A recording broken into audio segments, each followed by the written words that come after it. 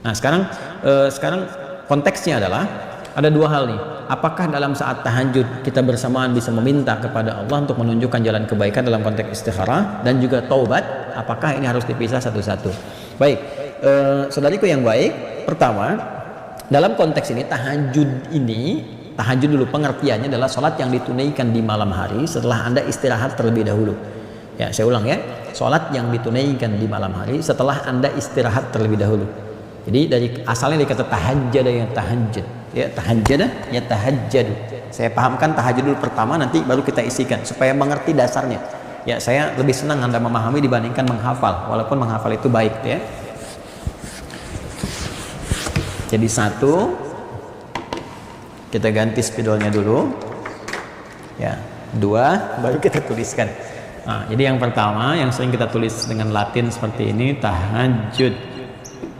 Ya, itu bahasa Arabnya begini, tahajud. Nah, ya, tahajud. Nah, ini masdar dari kata tahajjada. Ya tahajjadu, tahajjada, ya tahajjadu. Ini kata kerjanya. Ini asalnya dari kata hajada. Nah, ya. Nanti ditambah ta dengan tad'if di sini. Jadi ada jimnya yang mati satu. Ya, kemudian jim yang hidup, wazannya tafa'ala ya tafa'alu, tafa'ala. Ini formulasinya. Ini kenapa penting saya tuliskan, itu saya jelaskan. Ya, asalnya fa'ala, nanti ditambah ta dengan tad'if ini. Nih ta dengan tad'if. Nah, asal kata tahajud, akar kata yang paling utamanya. Kalau saya sebutkan akar kata itu sebelum jadi hibridah, sebelum terderivasikan ya, jangan salah paham ya. Karena nanti kalau ada beberapa orang saya belajar ilmu sharaf tapi nggak mendalami ilmu lughah, nanti langsung simpulkan Ustaz salah tasrif tuh ya. Nah, itu beberapa yang coba kita ingin ingatkan. Ini adalah hajada. Hajada itu asalnya aktivitas yang dikerjakan setelah ya, beristirahat sejenak di malam hari. Setelah istirahat, setelah tidur lah sejenak ya, di malam hari. Misal Anda tidur misalnya jam 8 ya kan? Terus Anda bangun jam 1 ya, setelah Anda istirahat bangun jam 1 beraktivitas. Nah, itu asalnya hajada. Nah, kalau Anda ingin berusaha untuk bangun di malam hari, berusaha dengan sungguh-sungguh, misalnya pengen bangun di malam hari. Nah, Anda istirahat dulu, Anda set misalnya kan, ada alarmnya, ada macam-macam dan sebagainya. Nah, maka usaha yang sungguh-sungguh untuk mewujudkan sesuatu, di antara rumusnya di ilmu sharaf tambahkan ta. Ya, tambahkan ta di awal kalimatnya, ta plus hajada. Kalau perbuatan itu ketika dikerjakan tidak mudah dilakukan, walaupun Anda berusaha sungguh-sungguh, tapi kadang-kadang tantangannya tidak mudah. Ya, misal pasang alarm itu targetnya sih bangun jam 2 misalnya kan. Ya. Tapi pasang alarm itu harus berkali-kali karena boleh jadi nanti belum tentu bisa bangun. Maka Anda pasang alarm misalnya dari jam 1:04, jam 1:30, ya kan? Jam 1:45. Tuh. Ya kan? Harapan misalnya jam 1:15, alarm pertama bangun untuk mematikan alarm yang kedua, ya kan? Siap-siap tuh. Sampai ini, tit, matikan, tidur lagi, tit, matikan, tidur lagi. Baru ada kesadaran sedikit, setengah kesadaran sedikit, 1:45. Anda ingat, oh saya mau tahajud. Nah, tapi kadang-kadang masih 15 menit, masih begini, ketiduran. Harap-harap ya bisa kuat 1:45 dan siap jam 2 tahajud. Ternyata ketika bangun 5:41, ya kan? Padahal tadi sudah begini ya. Ini tantangan tidak mudah, harus kita kalahkan, harus semangat, harus double ya, keyakinan kita harus kuat, double kuat dengan tantangan yang kuat. Tantangan yang kuat itu yang tidak mudah disebut dengan syiddah. Sehingga azab itu kalau kencang kuat disebut syadid. Walahum adzabun syadidun ya. Ya, syadid itu kuat, kencang, dahsyat ya. Syiddah sesuatu yang kuat, yang tajam, yang tidak mudah, dilambangkan begini ya, disebut dengan tasydid. Jadi sesuatu yang kuat, yang tidak mudah, yang butuh 2 kali lipat motivasi untuk mengalahkan itu. Ya, karena itu hurufnya pun double asalnya. Ya, ada huruf jim mati dengan hidup disatukan. Nah, ini nanti fikih lughah ya yang berperan di sini. Jadi kalau ditambahkan tasydid di sebelum huruf akhir, ini ha jim dal, sebelum akhirnya ada di jim. Kita tambahkan begini. Asalnya menunjuk dua huruf, satu mati, satu hidup. Tapi dalam fikih lughah nanti salah satunya menunjuk sesuatu yang tidak mudah dilakukan, tantangannya begitu tidak biasa. Jadi seakan ingin mengatakan bahwa beraktivitas bangun malam, ya kan, yang ingin kita kerjakan ini tidak mudah, ada tantangan, ya. Tapi penting bagi kita untuk merencanakan, ya. Penting ikhtiar yang sungguh-sungguh, motivasi 2 kali lipat supaya kita bisa bangun di malam hari itu.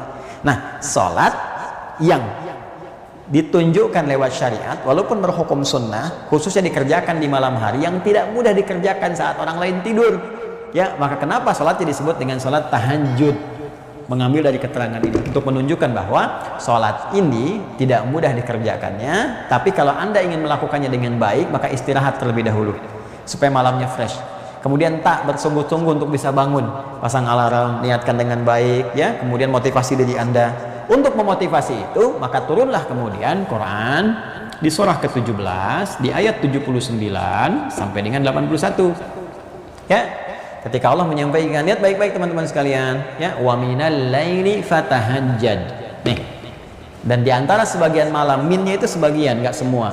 Tabi'id sifatnya. Ya, tabi'id itu sebagian. Dan di antara sebagian malam, sebagiannya lagi istirahat dulu, tidur dulu, nanti sebagian malamnya bangun. Mau di pertiga malam, di ujungnya, di akhir, pertengahan, yang penting Anda istirahat dulu. Fatahajjad, maka fa-nya maka cepat, berusahalah ta'nya. Berusahalah dengan semampu kamu tahajud untuk bangun menunaikan sholat di malam hari, ya, setelah kamu istirahat itu. Walaupun itu tidak mudah untuk dilakukan, butuh perjuangan, tapi kalau kamu bisa kerjakan itu, Allah akan berikan 4 kemuliaan yang tidak diberikan pada orang yang tidak tahajud, sekalipun dia sholat fardunya istimewa, ya, khusyuk, bagus bacaannya, sempurna penunaiannya. Tapi kalau nggak tahajud nggak dapat yang 4 ini, ya, kecuali dia berusaha dengan baik-baik, dengan sungguh-sungguh. Asa satu, ayyab'atsaka rabbuka maqaman mahmudah. Allah akan, ya, mensupport kamu, mendorong kamu, menempatkan kamu di tempat yang terbaik dalam karirmu, aktivitasmu, pekerjaanmu, ya. Jadi ada makom saja, ada makom mahmudah, yang terbaik, yang orang pun paham bahwa itu memang tempatnya Anda. Orang senang dengan itu. Allah angkat yang terbaik. Gak usah pakai nyogok, gak usah pakai ini itu dan sebagainya. Anda diarahkan pada yang terbaik bagi maslahat hidup Anda, ya. Wa qurbi adkhilni mudkhala sidqin, dan katakan, minta sama Allah supaya membimbing engkau mengawali setiap aktivitasmu. Dibimbing, masya Allah. Anda skripsi dibimbing dosen yang bagus, lancar. Anda hidup dibimbing Allah, apa yang tidak lancar? 3, wa akhrijni mukhrajas sidqin, ya. Dan minta kepada Allah, katakan minta supaya membantu Anda untuk memberikan solusi pada Anda keluar dari persoalan dengan jalan keluar yang terbaik. Gak usah nyogok, gak usah ini, gak usah itu, gak usah nyontek. Kalau ujian ini diberi jalan keluar, setiap persoalan ada jalan keluar yang terbaik. Yang keempat, waj'alni min ladunka sultanan nasira, minta kepada Allah supaya dilindungi, ya, dari segala orang-orang yang boleh jadi misalnya, mohon maaf, ya, ingin menyingkirkan Anda, menyungkurkan Anda, jahil kepada Anda dan sebagainya dalam kehidupan. Ya, ada tantangan yang harus dihadapi, Allah langsung yang menolong.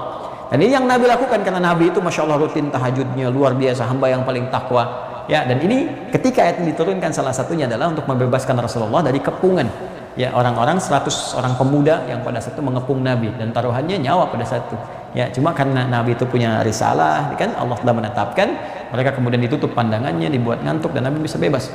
Ya, wa qul ja'al haqq wa zahaqal batil innal batila kana zahuqa. Setelah itu semua kebaikan akan tampak, keburukan akan sirna. Jadi orang-orang yang tahajud, yang rajin, yang baik itu dijaga oleh Allah, sehingga kalaupun ada disoal oleh orang dan sebagainya akan ditampakkan entah saat itu atau kemudian hari bahwa dia ini orang baik. Keburukannya, orang-orang yang berbuat buruk akan ditampakkan, kemudian ditetapkan, dihilangkan, dan dia akan diangkat martabatnya oleh Allah Subhanahu wa taala dalam kebaikan. Nah, jadi sebetulnya dalam tahajud ini kalau kita sudah mintakan dan kerjakan dengan baik, tinggal diisi doa aja sebetulnya. Karena apa? Jaminan tadi sudah cukup, lebih dari cukup. Ya, tadi Anda istikharah, punya masalah apa? Ya, Anda bisa hadirkan di situ. Ya, dalam sujud Anda minta misalnya, ya, dalam bahasa hati Anda, ya Allah, tunjukkan kepada saya, ya Allah, jalan keluar dari apa yang ingin saya pilih ini. Karena Allah berjanji, wa akhriji mukhrajas sidqin. Ya, katakan, minta padaku, kamu mau punya masalah apa? Aku berikan, kata Allah, supaya dibimbing engkau keluar dari masalah itu. Anda ingin ada pilihan nih, pilih dilema di antara dua cinta misalnya, kan, mencintai si fulana dan mencintai si fulana. Ya, mencintai ibu Anda untuk merawatnya, mencintai dia yang sudah siap-siap di pernikahan, sementara dana terbatas. Ibu sakit misalnya, apakah harus dibantu atau support dia dulu? Ya, Anda minta petunjuk kepada Allah, itu dilema di antara dua cinta. Ya bisa aja pekerjaan, bisa macam-macam. Anda mana nih, ya Allah minta petunjuk. Ya Anda bisa mohonkan kepada Allah. Ya jadi dalam sujud Anda nanti Allah bimbing wa akhrijni mukhraj sidqin. Sebelumnya adkhilni mudkhala sidqin. Nanti dibimbing, oh ini jalan keluar yang terbaik. Katakan pada ibu, support dengan baik. Katakan dulu pada calonmu ini, kan? Ya siapkan dulu. Ya ini ujian bagi kita untuk dilihat apakah kita bisa bakti kepada orang tua kita dan sebagainya. Aku khawatir kalaupun nanti menikah ternyata nggak ada nilai bakti di antaranya. Ternyata Anda dapatkan responnya, Masya Allah, misalnya kan, udah ibu dulu prioritaskan. Gampang gitu, kalau Allah menghendaki kita bersama, kalau tidak ya nanti Allah akan mengatur sesuatu yang terbaik. Misal itu menunjukkan nilai kebaikan. Aku tunggu sampai ibu sembuh, itu luar biasa lagi. Ya, baik. Jadi ada hal-hal yang kita bisa dapatkan dan kita langsung mohon kepada Allah dalam kebaikan. Itu poinnya. Jadi sebetulnya persoalan meminta, jalan keluar dan sebagainya ada di sini sampai menempatkan pada karir yang terbaik. Nah, kecuali kalau Anda misalnya ingin spesifik malam harinya bangun, ya setelah Anda tunaikan yang tadi 2 rakaat dulu sampai Anda tutup dengan sebelum witir misalnya, Anda niatkan lagi untuk istikharah yang spesifik, minta dengan bacaan dari Nabi misalnya yang khusus spesifik mengarahkan Allahumma inni astaghfirullah, ya Allah saya beristikharah kepadamu, ya boleh di antara salah satu rakaatnya Anda mohonkan kepada Allah untuk langsung minta. Ya sah-sah saja untuk dilakukan, nggak ada masalah di situ. Ya, tapi kalau Anda mau minta pun lewat sujud boleh, ya dengan bahasa Anda, atau setelah itu Anda berdoa dengan mohon di keheningan malam juga boleh, semuanya sah.